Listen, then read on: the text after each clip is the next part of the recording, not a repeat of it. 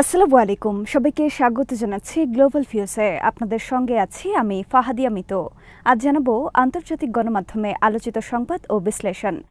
ফিলিস্তিনি জনগণের ন্যায্য অধিকার উপেক্ষা করে মার্কিন প্রেসিডেন্ট ডোনাল্ড ট্রাম্পের দেওয়া ২০ দফা পরিকল্পনায় হামাসের জবাব কী হবে তা নিয়ে যখন অপেক্ষা করছে বিশ্ব, তখন দখলদার ইসরায়েলি বাহিনীকে লক্ষ্য করে মুহুর্মুহু হামলা চালিয়েছেন ফিলিস্তিনি যোদ্ধারা।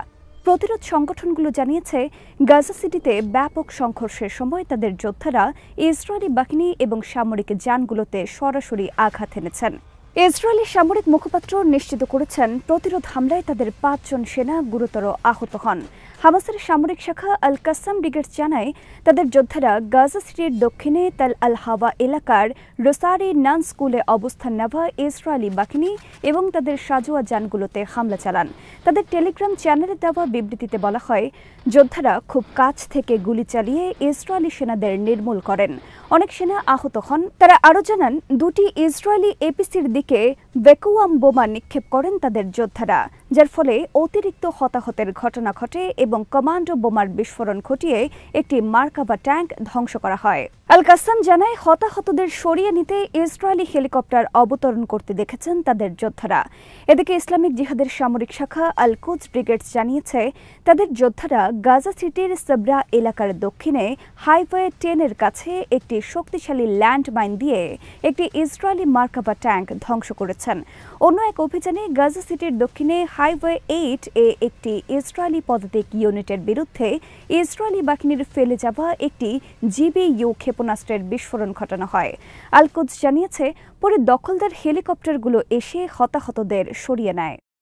মার্কিন প্রেসিডেন্ট ডোনাল্ড ট্রাম্পের গাজা বিষয়ক ২০ দফা পরিকল্পনাকে ইসরায়েলকে পরাজয় থেকে বাঁচানোর চেষ্টা হিসেবে অভিহিত করেছে আঞ্চলিক প্রতিরোধ সংগঠনগুলো। হামাস, ইসলামিক জিহাদ ও ইয়েমেনের আনসারুল্লাহ বলেছে, ট্রাম্পের নতুন পরিকল্পনা মূলত ইসরায়েলি শাসক গোষ্ঠীকে গাজা যুদ্ধে পরাজয় থেকে রক্ষার জন্য তৈরি করা হয়েছে।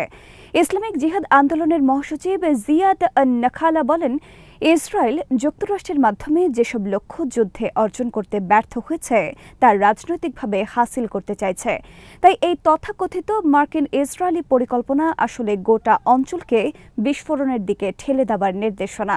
এ বিষয়ে হামাস নেতা তাহের আল নৌনো আল আরাবি টিভিকে দেওয়া এক সাক্ষাৎকারে বলেন, প্রতিরোধের অস্ত্র ফিলিস্তিনি রাষ্ট্র প্রতিষ্ঠার সঙ্গে অবিচ্ছেদ্যভাবে জড়িত, তাই তারা অস্ত্র ছাড়বেন না। ইসরায়েলি বন্দীদের মুক্তির বিষয়ে তিনি বলেন, এটি অবশ্যই এমন একটি চুক্তির অংশ হতে হবে যা যুদ্ধ শেষ করবে এবং দখলদার সেনাদের প্রত্যাহার নিশ্চিত করবে। তিনি জানান, হামাস দীর্ঘমেয়াদী যুদ্ধবিরতিতে প্রস্তুত এবং গাজা উপত্যকার জন্য স্বাধীন প্রশাসন গঠনে মিশরের প্রস্তাব মেনে নিয়েছে। একই সঙ্গে তিনি উল্লেখ করেন, তারা মার্কিন পরিকল্পনাটি এমনভাবে বিবেচনা করবেন যাতে ফিলিস্তিনিদের অধিকার ও স্বার্থ রক্ষিত হয়। আল নৌনো স্পষ্ট করেন, ফিলিস্তিনি জনগণ অপ্রাপ্তবয়স্ক নন এবং তারা বাইরে থেকে কোনো অভিভাবকত্ব মেনে নেবেন না। ইয়েমেনের আনসারুল্লাহ আন্দোলনের সিনিয়র সদস্য মোহাম্মদ আল ফারাহ বলেছেন, ট্রাম্পের নতুন যুদ্ধবিরতি পরিকল্পনা অবিবেচক এবং অকার্যকর।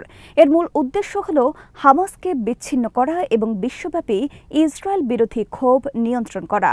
তার মতে, এই পরিকল্পনার কোনো বাস্তবায়নযোগ্য কাঠামো নেই। অনেক বিশ্লেষক ও ফিলিস্তিনি প্রতিরোধ গোষ্ঠীর দৃষ্টিতে ট্রাম্পের ২০ দফা পরিকল্পনা হল গাজায় সামরিক ও রাজনৈতিক ব্যর্থতা থেকে ইসরায়েলকে রক্ষার প্রচেষ্টা। ইসরায়েল গাজা যুদ্ধে তার সামরিক লক্ষ্যগুলো অর্জন করতে ব্যর্থ হয়েছে, যেমন প্রতিরোধের অবকাঠামো ধ্বংস করা, বন্দী ইসরায়েলিদের মুক্ত করা কিংবা গাজার আশেপাশের ইসরায়েলি বসতিগুলোতে নিরাপত্তা ফিরিয়ে আনা। এখন ট্রাম্পের পরিকল্পনার কেন্দ্রবিন্দু হল হামাসকে নিরস্ত্র করা এবং গাজাকে আন্তর্জাতিক সংস্থার হাতে তুলে দেওয়া, যা মূলত সেই লক্ষ্যগুলো রাজনৈতিক পথে অর্জনের চেষ্টা। এদিকে মার্কিন প্রেসিডেন্ট ডোনাল্ড ট্রাম্প বলেছেন, হামাসকে তার প্রস্তাবে সাড়া দেওয়ার জন্য ৩ বা ৪ দিন সময় দেওয়া হয়েছে। তিনি সাংবাদিকদের জানিয়েছেন, ইসরায়েলি ও আরব নেতারা এরই মধ্যে এই পরিকল্পনা গ্রহণ করেছেন। মঙ্গলবার হোয়াইট হাউসে ট্রাম্প বলেন, হামাস হয় এটি করবে, না হয় করবে না, এবং যদি না করে তবে এর পরিণতি হবে অত্যন্ত দুঃখজনক। কাতার, মিশর ও তুরস্ক এই পরিকল্পনা মেনে নেবার জন্য হামাসের প্রতি আহ্বান জানিয়েছে বলে খবরে বলা হয়েছে। ধারণা করা হচ্ছে, হামাস শিগগিরই এই পরিকল্পনায় তাদের প্রতিক্রিয়া জানাবে। গাজা যুদ্ধবিরতির নতুন প্রস্তাব নিয়ে ডামাডোলের মধ্যে ইয়েমেনের সশস্ত্র বাহিনী জানিয়েছে এডেন উপসাগরে মিনার্ভা গ্রাচ নামের একটি কার্গো জাহাজকে একটি ক্রুজ ক্ষেপণাস্ত্র দিয়ে আঘাত করেছেন তারা। ইয়েমেনের সশস্ত্র বাহিনীর মুখপাত্র ব্রিগেডিয়ার জেনারেল ইয়াহিয়া সারির দেওয়া বিবৃতিতে বলা হয়েছে, কার্গো জাহাজটিকে সুনির্দিষ্টভাবে লক্ষ্যবস্তু করা হয়, কারণ এর মালিক প্রতিষ্ঠান ইসরায়েলি বন্দরগুলোতে প্রবেশের ওপর তাদের দেওয়া নিষেধাজ্ঞা লঙ্ঘন করেছিল। সারি নিশ্চিত করেন, এই হামলায় জাহাজে সরাসরি আঘাত লাগে, যার ফলে জাহাজে আগুন লেগে যায় এবং জাহাজটি ডুবে যাবার ঝুঁকিতে রয়েছে। তিনি জোর দিয়ে বলেন, ইয়েমেনের এই অভিযান ফিলিস্তিনের নিপীড়িত জনগণের সমর্থনে তাদের অটল প্রতিশ্রুতির অংশ এবং তারা শতাব্দীর জঘন্যতম অপরাধের বিরুদ্ধে লড়ছেন। সামরিক মুখপাত্র পুনর্ব্যক্ত করেন, আগ্রাসন বন্ধ না হওয়া এবং গাজার ওপর থেকে অবরোধ তুলে নেওয়া না পর্যন্ত ইয়েমেনি বাহিনী তাদের অভিযান চালিয়ে যাবে। তিনি জানান, লোহিত সাগর, আরব সাগর, বাবেল মন্দেব ও এডেন উপসাগরে ইসরায়েলের বিরুদ্ধে নৌ অবরোধ সম্পূর্ণরূপে কার্যকর রয়েছে। সারি সব শিপিং কোম্পানি এবং জাহাজকে এই অবরোধ লঙ্ঘনের পরিণতি সম্পর্কে সতর্কতা পুনর্ব্যক্ত করে বলেন, যে কোনো লঙ্ঘনের পর হামলা অবধারিত। ইরাকের জাতীয় নিরাপত্তা উপদেষ্টা কাসেম আল আরাজি জোর দিয়ে বলেছেন, ইসরায়েলি আগ্রাসন ও তাদের আকাশসীমা লঙ্ঘনের পুনরাবৃত্তি রোধ করতে দেশটি সব প্রয়োজনীয় ব্যবস্থা নেবে। মঙ্গলবার তিনি তার কার্যালয়ে সফররত ইরানি ব্রিগেডিয়ার জেনারেল মাজিদ মিরাহমাদি এবং তার সফর সঙ্গীদের সঙ্গে বৈঠক করেন। আল আরাজির কার্যালয় থেকে জারি করা এক বিবৃতিতে বলা হয়, বৈঠকে তারা আঞ্চলিক নিরাপত্তা চ্যালেঞ্জ, হুমকি ও পারস্পরিক স্বার্থের অন্যান্য বিষয় নিয়ে আলোচনা করেন। সে সঙ্গে ভালো প্রতিবেশী নীতির ভিত্তিতে যৌথ নিরাপত্তা ও স্থিতিশীলতা বজায় রাখতে দুই দেশের নেওয়া পদক্ষেপ নিয়েও কথা হয়। আল আরাজি বৈঠকে বলেন, ইরান সহ প্রতিবেশী দেশগুলোর বিরুদ্ধে আগ্রাসনের ভিত্তি হিসেবে নিজেদের ভূখণ্ডকে ব্যবহার না করার বিষয়ে ইরাকের অবস্থান স্পষ্ট এবং সুসংহত। তিনি জানান, ইরাকি আকাশসীমা ব্যবহার করে ইরানের ওপর হামলা চালানোর জন্য ইসরায়েলের বিরুদ্ধে জাতিসংঘ নিরাপত্তা পরিষদে একটি আনুষ্ঠানিক অভিযোগ দায়ের করেছে ইরাক। ইরানের প্রেসিডেন্ট মাসুদ পেজেশকিয়ান বিদেশি চাপের মুখে দেশের দৃঢ় অবস্থান পুনর্ব্যক্ত করেছেন। তিনি বলেছেন, ইরানি জাতি কখনো জোর জবরদস্তির কাছে মাথা নত করবে না। ক্রোয়েশিয়ায় অনুষ্ঠিত বিশ্ব চ্যাম্পিয়নশিপে স্বর্ণজয়ী ফ্রিস্টাইল ও গ্রেকো রোমান কুস্তি দলকে সম্মাননা প্রদান উপলক্ষে মঙ্গলবার আয়োজিত এক অনুষ্ঠানে পেজেশকিয়ান বলেন, বিশ্ব আমাদের আত্মসমর্পণে বাধ্য করার চেষ্টা করছে, কিন্তু আত্মসমর্পণ আমাদের স্বভাব নয়। আমরা ইরানের পক্ষে শেষ নিঃশ্বাস পর্যন্ত দাঁড়িয়ে থাকব এবং মাথা নত করব না। ইরানের প্রেসিডেন্ট অর্থনৈতিক নিষেধাজ্ঞা ও দেশটির ওপর আরোপিত নানা সীমাবদ্ধতার প্রসঙ্গ উল্লেখ করে অভ্যন্তরীণ সক্ষমতার ওপর নির্ভর করার আহ্বান জানান।